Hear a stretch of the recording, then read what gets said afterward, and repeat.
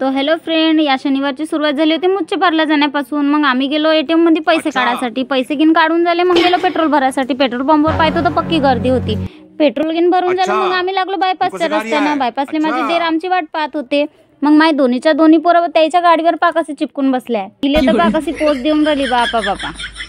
आणि आम्ही तर पाय बापा काय येलपाडत चाललो मटकत मुच्चेपाचा रस्ता तर एवढा खराब होता, पक्की कमर तुडवतच गेलो बापा. गाडीवाला तर असा पावडर लावून देत होता का घरच्या पावडर फिका पडून गेला. मग आम्ही पावडर लावत मुच्चेपाच्या गेटापर्यंत पोहोचलो. तलावाजवळ थांबून सन्यानी इतक्या फोटो काढल्या, नाही म्हटले काढूनच घेतल्या.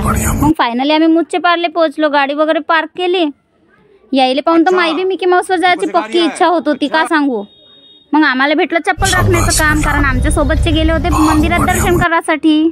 मग हे आमचे फॅन फॉलोवर योगेश दादा मिळाले कारगावचे, आणि हे दोघं पण त्यांचे मित्र. मग चला मित्रांनो, आपण जेवण करायला जाऊन. जेवण करायला तर चालली गेली, पक्की वाढायलाच भिडलो बापा. भजे वाढून झालं.